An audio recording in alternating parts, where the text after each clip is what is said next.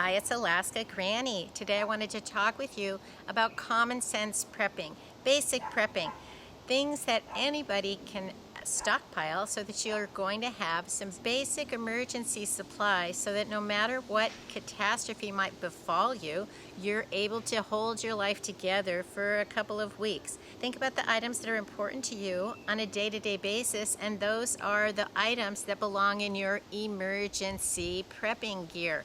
There are the common everyday foods and supplies that keep your life running smoothly. Nobody knows what the future holds, but it's probably not going to be some worldwide SHTF. What's likely to happen will be a localized kind of emergency, whatever happens likely where you live. Do you live in an area of earthquakes, tornadoes, hurricanes, forest fires, blizzards? Maybe you live in an environment where money becomes tight, prices are rising, and that can be an emergency on its own, making sure that you can still afford the things that you need.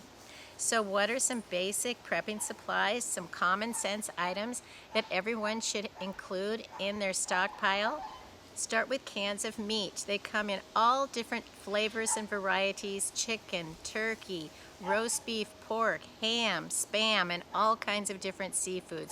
Depending on how many are in your family, whether you want a small can or a large can, buy the size that makes sense for what your recipes are and what your needs are. And if you see one that you've never tried and you're not sure if you might like it, just buy one and take it home and try it. And if you like it, go back and get more. Just like any other thing, don't stock up on it if you don't know if you like it. You want to get one and try it so that you only stockpile things you actually want and need. Next, think about canned fruits and canned vegetables. They come in all different varieties. Look over the flavors and the foods that you care to eat, and that's what should be in your stockpile. Now, the one food that I've had the most trouble with has been the canned fruits. They have actually bloated or leaked. I've had problems with canned fruits, so I try not to have too many of those and pay close attention to the dates on the fruit so that you rotate them within a reasonable amount of time and you don't end up having a problem. I haven't had that problem with the canned vegetables, but I'll tell you what does last the very longest seems to be the canned meat. So you don't need to be so worried about the date on the canned meat, because that can last for many years past the date on it. The date is a best by, use by, sell by, not an expiration date. So don't be afraid if the date is gone by. Don't be afraid to open that food and try it. And usually you'll find that it's still perfectly fine to eat. You just want to look over the can, make sure everything looks normal, and then when you open it, nothing should spurt, and then you want to give it a smell and a sniff test and see if the texture looks okay. And if it still looks fine, it probably is. But if you have any doubt, throw it out. I have not had problems with pull-top cans. Some people say they don't trust them. I haven't had a problem with that, and so it's not something that I'm concerned with in my prepper pantry to store foods with pop tops, but I don't stack them on top of each other so that I make sure I'm not putting any undue pressure on the cans. Next, choose a variety of canned beans and tomatoes. They're so versatile, you can make all types of things with these foods.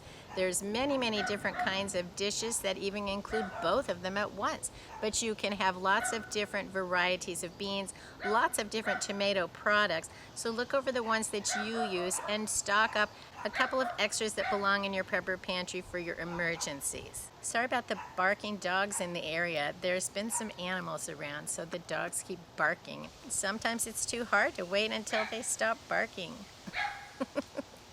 Think about easy to prepare meals. Grab a few cans or jars of pasta sauce, a few boxes of pasta noodles, macaroni. Even look at things that are simple to prepare. Packets of rice mixes, packets of pasta mixes, noodle-roni, pasta-roni, nor pasta sides. Look for those types of things that are simple to prepare and have a few extras. These are foods you can pick up one or two at a time when you go to the store. And if you're buying one to use this week, buy two that you have one to put away for next time. One to use and one to store. And then as you do that, a little at a time, you'll build up your stockpile until you have a few weeks worth of food. And then you could even get a few months worth if that's how much you feel makes you feel comfortable of how much food to have on hand. The easiest foods to store are the foods that you just basically need to open and heat them up and eat them. And so you want to have lots of those in your stockpile. So you have common sense foods that you know how to easily make meals out of them to keep you going no matter what the emergency is. Peanut butter and crackers. Find the kind of peanut butter that you like. If you're allergic to peanut butter, look for other nut butters. Look for the crackers you like. There are dozens of types of crackers. Find the ones that you think are compatible with your favorite kind of peanut butter. My grandchildren's favorite is Ritz with peanut butter. What are your favorite beverages? Do you enjoy coffee? Maybe you can find some little emergency singles. The freeze-dried coffee is going to last the longest. It lasts nearly forever. And then it's so simple to prepare if you just have some boiling water. And you might also want to pick up whatever your favorite tea bags are. I seal them with a vacuum sealer into a mason jar, and then they last for several years. I've never had any that were stale that I stored vacuum sealed in an airtight container and then stored them in a cool, dark, dry environment. Everybody needs water. You can buy it in gallons at the store, bring it home and just put it on your shelf. You can buy them in big multi-packs, and you can also buy large containers and fill them up. It's also practical to have extra water, additional water, that you put aside for things like cooking and washing dishes, even flushing the toilet or trying to do a little bit of bathing.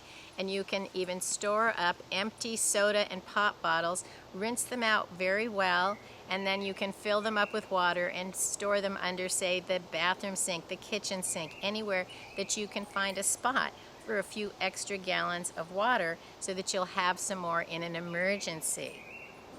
With your emergency gear, it's common sense to have some paper plates, some napkins. You can have plastic utensils, but I have a few orphan spoons and forks that I store with my emergency gear because I want to be able to eat like a regular person. I don't want a plastic spoon if I could have a spoon or a fork from a thrift store and easily eat my meal with that. You also want to make sure that you have some can openers, and I have the emergency can opener, the military one. You can have P37s, P51s. They're keychain size. You can put them on your keychain even, or slip them easily into your camping gear, your bug out bag. Have them with your emergency gear so that then you're always going to have a can opener. These are very simple to use. I'll put a link to a video I made about how to use the P37s and the P51s in case you aren't familiar with these and how to use them. But put them away with your paper plates and napkins and a few utensils. Everyone is different, but everyone likes to be clean. Make sure that you have some sort of shampoo, body wash, something like that. Because I'm out at granny camp and there's no running water, the easiest thing is to have just like a baby shampoo, because you can use it on all of you. It's easy to rinse off, and then I don't need extra products that I don't want to have to drag all the way out here, especially when water is limited. Everybody wants clean teeth, so make sure you have extra toothbrushes for everyone in your family and an extra tube of toothpaste. That's something you don't want to ever run out of and be without, so have some extras on hand, especially toothbrushes. Then if your family becomes sick, you can throw them away and start with fresh ones. They're very inexpensive, but you need to have some extras on hand so that you're ready in case you need it.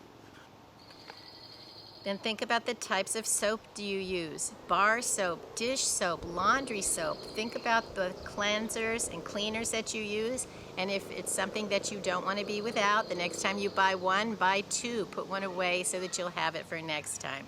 I also like to have lotion, so I stockpile on that. It's simple what I have at granny camp, but those are the basics that I want to have when I'm out here. Then of course you want to have your Kleenex and toilet paper, because those are just everyday essentials. It's common sense to have extra toilet paper and Kleenex, in my opinion. Basic prepping is just common sense, making sure that you have the things you rely on so that you don't have to go without. So look over what your life consists of. What are the things that you enjoy using? And those are the items that belong in your emergency stockpile. Then no matter what comes our way, whatever emergency it is, focus on what you can do to make your situation better, and focus on the things that you have and figure out how to use those to make the best of every situation.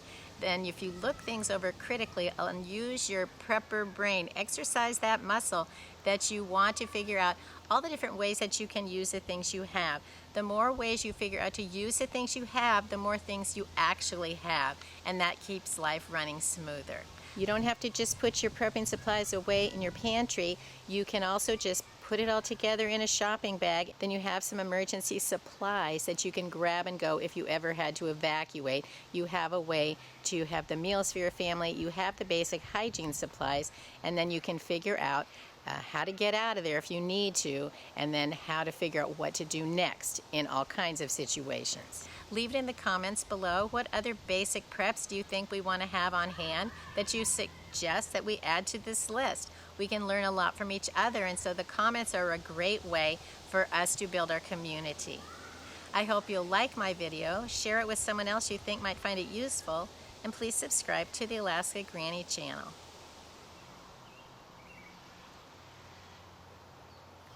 Where do you think you're going?